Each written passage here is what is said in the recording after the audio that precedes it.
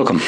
In front of me is a CUBOT P50 and today I'll show you how you can record a screen on this phone. So to get started, pull down your notifications, extend it,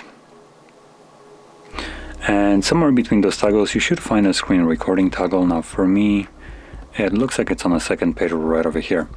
Now once you find this toggle, simply press on it. This will give us two options right here, so we can record audio, and we have a drop-down menu for it. So we have microphone, device audio, or both. And obviously, if you don't want to record anything, just keep it off. And in case of recording both microphone and audio, I recommend using headphones. Otherwise, the microphone might pick up your speakers and create an unwanted echo effect. And second option right here is show touches on screen. So this will record a semi-transparent gray dot wherever you have pressed your finger to the display, just to signify where you are touching the display. So I'm going to enable the second one, just so you can see how that looks like. Select start. This will start a countdown from 3. And then it's going to start recording. So whatever app you open right now will be obviously recorded.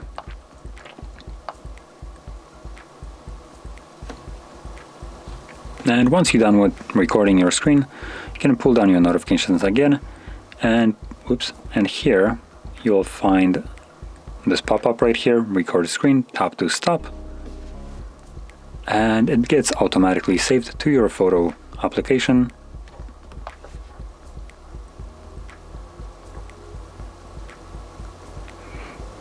Now you'll probably see that it's not visible in the photos. That is because it is actually in the library.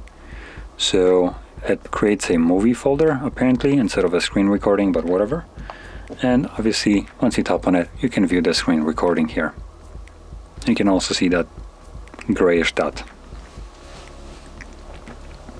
So anyway, this is how you can record a screen on this phone. And if you found this very helpful, don't forget to hit like, subscribe, and thanks for watching.